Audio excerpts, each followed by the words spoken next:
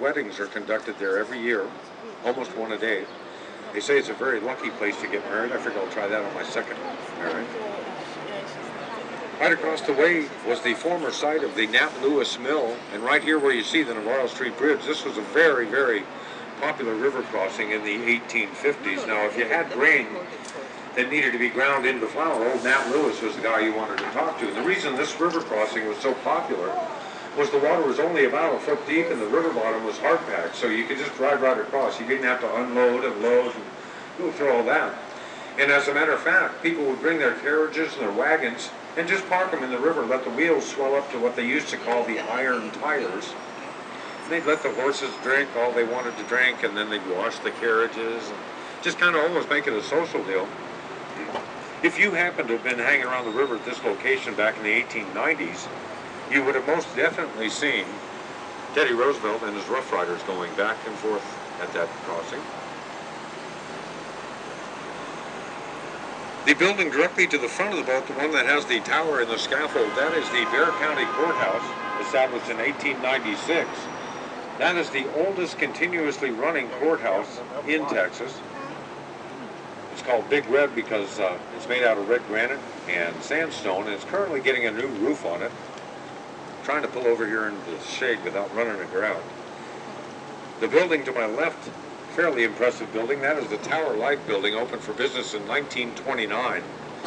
If you look way up at the top, you'll see gargoyles sticking out of there, and that's part of their water collection system.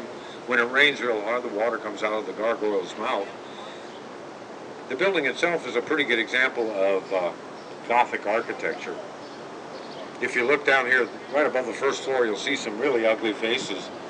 Excuse me, those are called grotesque, and when they built buildings in the Gothic style, they would put grotesque on the building, hoping to bring the building good luck. Now, why they didn't put good-looking, happy faces on there, I don't know. Why did they have to put ugly faces on there? Who knows? Incidentally, the whole building measures about 404 feet tall. That was the tallest building in San Antonio up until the mid-1980s. To my right, you're going to say, Cameron, that just looks like an old warehouse or something. Well, you'd be right. From 1919 to 1963, that was the home of the San Antonio Drug Company. All the drugs for San Antonio were stored in that building. In 1995, the Homewood Suites people came in, did a little remodeling, and opened up a really nice hotel. It's a good example of the adaptive use of historic buildings, which you will see all around the Riverwalk. As we come out from underneath the St. Mary Street Bridge, look to my right. That is the International Center, formerly the home of the San Antonio Public Library from 1968 to 1998. It now houses NAFTA, the North American Free Trade Agreement, as well as the San Antonio Visitors and Conventions Bureau.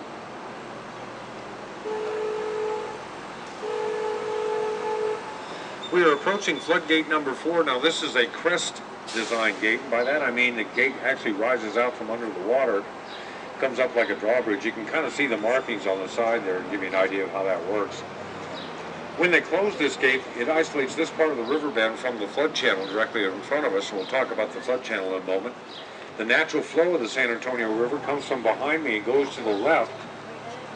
The river flows about 138 miles northeast, or southeast rather, and hooks up with the Guadalupe River, and then about 10 miles after that, it dumps right into the Gulf of Mexico. Now, in 1929, the city dug this channel out. This was solid ground before that, and they wanted to straighten the river, plus get a little bit of a grip on the flooding problem that they were having. In 1924, two school teachers, Emily Edwards and Rena Maverick Green, co-founded the San Antonio Conservation Society. And right about where we are now stood a building called the Market House, which is a very, very popular building, from the late 1800s up until the mid-1920s, really.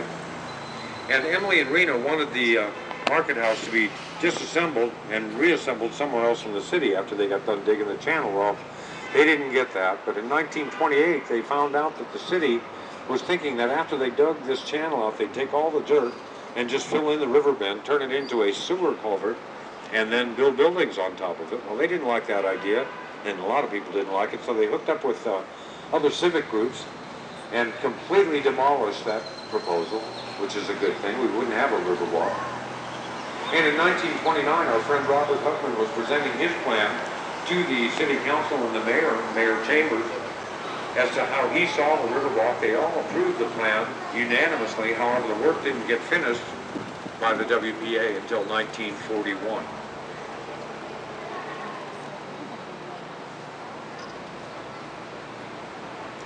Now, to my left here, I'm going to go very slow. Peek in there. That is the main plaza. Now, that was the very first municipality in Texas. It was established in 1731. And if you look back a little bit further and to the left, you'll see the San Fernando Cathedral. That was established in 1739. That was the heart of the city in those days. Now, the San Fernando Cathedral is also the location where Santa Anna amassed over 3,000 Mexican troops in preparation for the siege of the Alamo in 1836. The Alamo is only about a quarter of a mile that way. Now, you might be wondering, why is this river so narrow? The reason for that is we're only about 4 miles south of the headwaters. The headwaters are actually located on the property of the University of the Incarnate Word. The water itself comes from an underground limestone lake called the Edwards Aquifer. Not only supplies the water here to the river, but it also supplies all the drinking water for the residents of San Antonio. Hey, see this tree right in front of the boat? That's another bald cypress, although that's a big one. They've done scientific research on that tree, and it is proven to be well over 300 years old. It's called the sniper tree. There was a gentleman named Ben Milam who was credited as starting the Texas Revolution. And Mr. Milam came down to the river one day to get some water, and allegedly a Mexican sniper was sitting in that tree and shot him. Mr. Milam died about 2 days later, about 2 blocks down the way. We're going to enter into the floodgate number 3. Now, this is a chain drive gate. The door is housed up at the very top, and it opens and closes like a pocket door. It takes about 15 minutes. That door weighs about 3 tons. I was looking at the chain the other day. It's amazing it could even support 100 pounds. Just want to try and add a little tension to the tour. If you can imagine, though, you close this gate and you close floodgate number 4 that we went through, that isolates the river bend from the flood channel. So now whenever the floodwaters happen, they just go down that way. They don't come in here. But it wasn't always like that. Back on September 10th of 1921, we had a disastrous flood that killed a lot of people and caused millions and millions of dollars worth of damage. This building here to my left opened up just before that flood. That was the public service offices of San Antonio. And if you look up to the top of the first floor windows, the first set of glass really, that is how tall or how deep that floodwater was in 1921. It was pretty extreme. Now in 1999, the Drury Inn and Suites opened up their hotel, and if you happen to be walking by, duck into their lobby. They've got some great historic photographs of that flood of 1921. You can see how it not only devastated the Riverbend area, but the entire city of San Antonio. I mean, it was bad. The good news is, those days are pretty much completely behind us.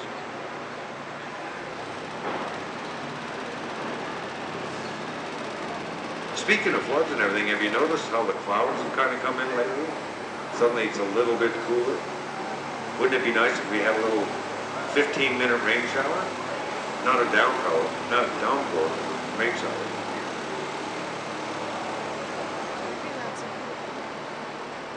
If you look to the right, you will see the Aztec Theater. Now that was opened up in 1926 as a silent movie house.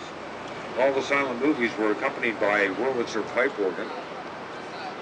It's the only remaining Mayan-themed theater in all of Texas. The builders took that Indian motif, hoping to create a larger-than-life experience for the moviegoers at the time. The entire theater has been restored to its original splendor, and on Friday and Saturday nights, it offers a program called the San Antonio Rose, which is a very classic, very traditional country western program. It's a live program. Next door, this cream-colored building is the Watermark Hotel. But in 1901 to 1923, that was the site of the L. Frank saddlery business. Now, they were a wholesale and retail saddle and bridle maker, originally located over there on the main plaza. In 1898, they were proud to outfit Teddy Roosevelt and the Rough Riders, and in 1910, they had the Mexican revolutionary Pancho Villa as a client.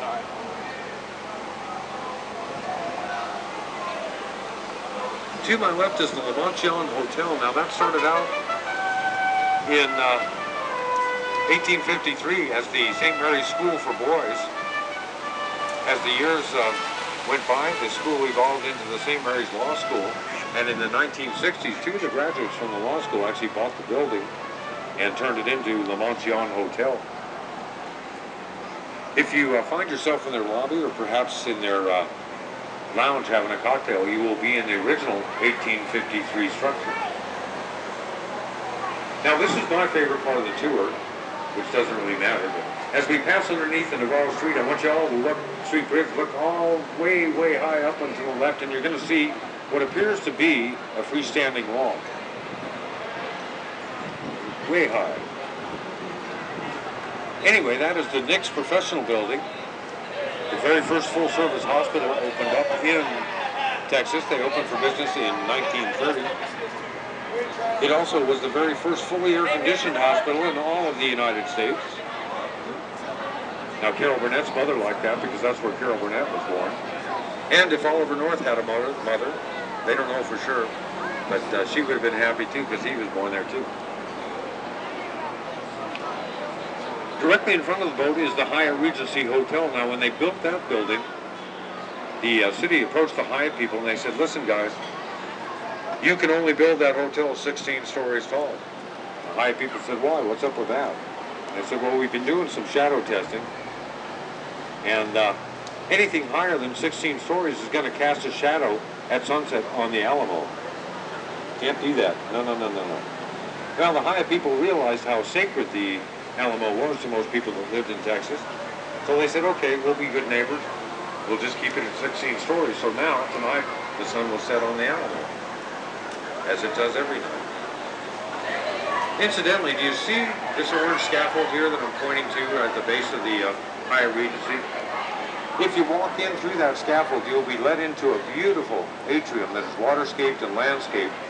Walk all the way through the building, and you will exit on the other side, of course, and you'll be on street level, and you'll be facing the Alamo Plaza and the Alamo Museum. So if you want to go to the Alamo and you're here on the Riverwalk, that's the way to go. Now, this building to my right here is a fairly good example of Art Deco architecture. That is the Casino Club building, opened up in 1927 by the German business community. They wanted to have their own private club. Now, in those days, casino didn't mean what it does today. It was much more of a subdued situation. It was like a social club. I'm sure there was still some drinking and gambling going on, but not as nearly crazy as the casinos of today. The bottom floors currently are shops and restaurants, and the additional floors up on top are actually apartments. And for those of you that remember the book and the TV miniseries Roots, the author Alex Haley had an apartment in that building.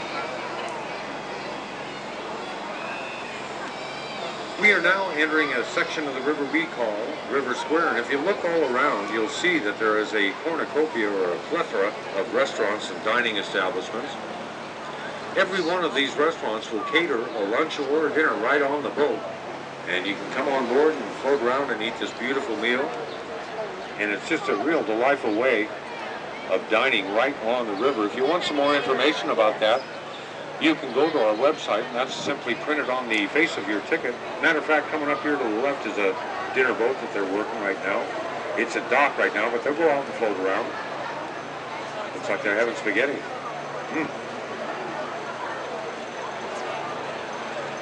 Now, on the back of your ticket, check that out. There are some discounts from businesses in and around the San Antonio area that may or may not be valuable to you, but I wanted to bring it to your attention. To my right is the Clifford Building. This is one of the oldest buildings on the Riverwalk, but I wanted to bring your attention to the semicircular balcony here. On the face of that balcony, you will see a sign that touts the architectural firm of our friend Robert Huckman, the concept architect of the Riverwalk. Mr. Huckman moved into that office in 1941. He was the very first business on the river level, and he wanted to send the message to other businesses that now that the Riverwalk was complete, You too can open your business right on river level and not worry about the prospect of floods anymore. To my right, where you see these beautiful umbrellas, that is the Paseo Del Rio restaurant. That is the oldest restaurant on the Riverwalk. Opened up in 1946. They were truly the pioneers of the riverside dining experience. Plus, they were the very first people to have a boat concession on the San Antonio River, entering man-made. If you would look right in front of the boat, you'll see the beautiful Hilton Hotel built in 1968. I also wanted to bring to your attention that each one of those rooms are actually a modular unit made out of prefabricated concrete. As I said, the hotel was built for our 1968 World's Fair, the Hemisphere. They sold every single room out in that hotel, which was excellent, but they hadn't built the hotel yet. And they realized they only had about a year to do it. So they contracted with a company about 8 miles south of San Antonio called H.B. Zachary. And H.B. Zachary, even today, is recognized as an expert in prefabricated concrete construction. HB made each one of those rooms on their site and then outfitted each one of the rooms with everything you can imagine that goes into a hotel room, from the carpets to the towels on the towel rack. And then they put them on flatbed trucks, moved them over here to the job site where a big old crane came and picked them up, put them in the building, locked them together like Legos. The entire hotel was built in 202 working days. It's in the Guinness Book of Records for the fastest built modular hotel of its kind. They opened up a week before the World's Fair. Everybody that booked a room in the Hilton had no idea what was going on. They dodged the proverbial bullet. Now, if you will, look to the front left of the boat rather high, and you will see the Marriott River Center Hotel. That's the tallest building in San Antonio currently. Seems like every time you build a hotel in San Antonio, you have a problem, and the Marriott people were no exception. Before they built the Marriott River Center Hotel, there was already a hotel at that location. Now, it was only a 3-story hotel made out of brick, but it was called the Fairmont Hotel, and it was built in 1905, which put it on the National Historic Registry. So the Marriott people couldn't simply just take a wrecking ball to it. They had to pick it up and move it somewhere, which is exactly what they did. The old Fairmont weighed 1,600 tons, so they jacked it up, put it on 36 truck axles, numerous truck tires, moved it 6 blocks to its current location on South Alamo and East Nueva.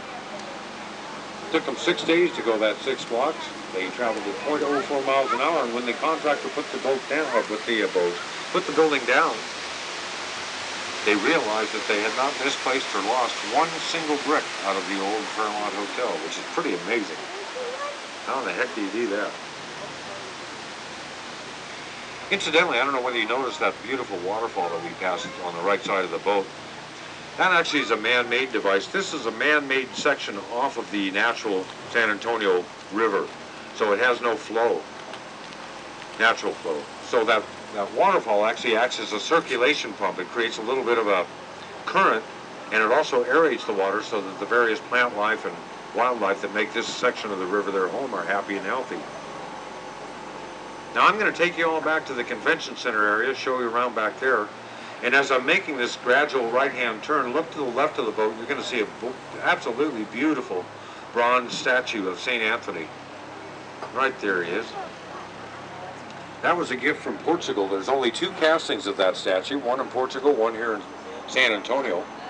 And remember, I told you about the Spanish missionaries coming here in 1691, holding their very first Catholic Mass on June 13th. They realized at that time that June 13th was the feast day of St. Anthony, and that's what prompted them to name not only the river, but ultimately the city after St. Anthony. Entering CCX. Now I want to take kind of a moment here and point out the top house of the Tower of Americas right here to the upper right-hand side of the boat. That was the centerpiece of the 1968 Hemisphere World's Fair. The entire building, if you include the red and white antenna, measures 750 feet. That top house weighs 700 tons. It houses a revolving restaurant and an observation deck. It's what they classify as a 64-story freestanding tower. It's the second largest in all of the United States. The first one is in Las Vegas, and that's called the Stratosphere. That measures 1,000 feet tall. So Nevada beat us by about 250 feet.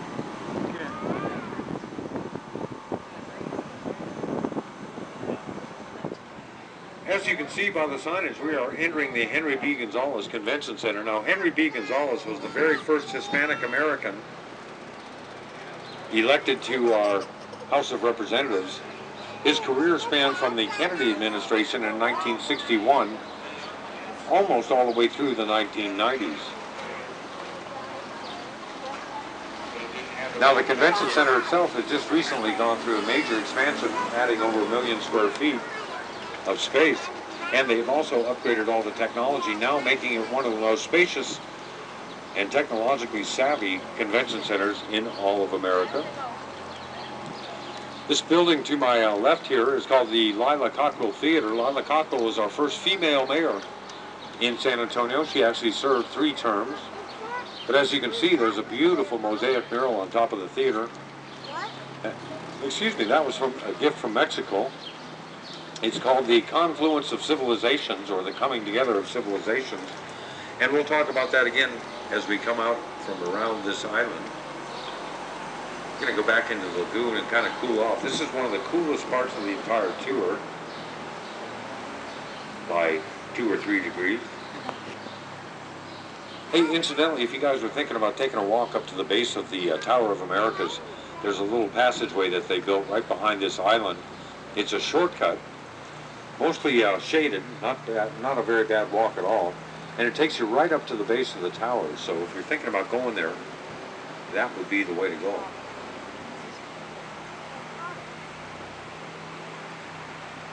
Now, as you can see, the architects did a really nice job of designing this lagoon back here. It's very peaceful, very tranquil.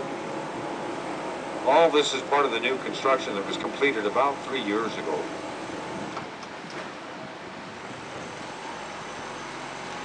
Now, this next passageway that we're going to go through was designed in such a way that it made it very difficult to get boats through it. The angles weren't right. So the architects actually added these little bumpers to the very front of the passageway so we could line the boat up to it. It's not dangerous, it just requires a little patience and a little finesse, and I don't happen to possess either one of those qualities. We'll just see.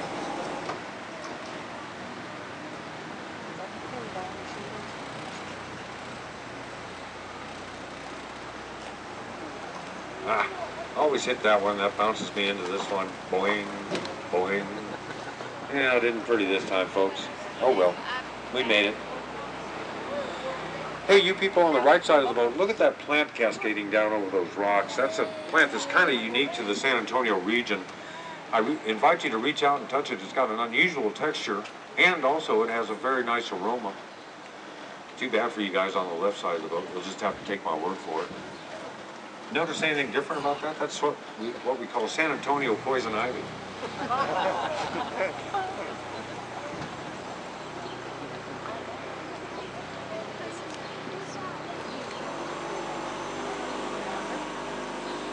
Anyway, we were talking about that beautiful mosaic mural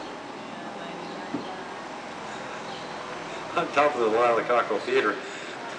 That mural is made up of over 400,000 1-inch by 1-inch. Oh, I forgot you had a dinner boat. Those guys have a right of way no matter what. Anyway, it's made up of over 400,000 1-inch by 1-inch tiles. There are 11 colors, all of which are natural except for the very dark blue, and that is a glazed tile. But if you look on the very far right-hand side, you will see the ancient Roman and Greek civilizations depicted. Look all the way over to the left side, you will see the Aztec and Mayan Indian civilizations depicted. And as you look towards the center, it becomes more and more contemporary, so contemporary that in fact, right in the center, there's a child depicted. That's the child of the future, and that child is standing on the Alamo, of all things. Now, I have no idea what that means, but it makes me feel like something good's going to happen. Which is better than feeling like something bad's going to happen, right?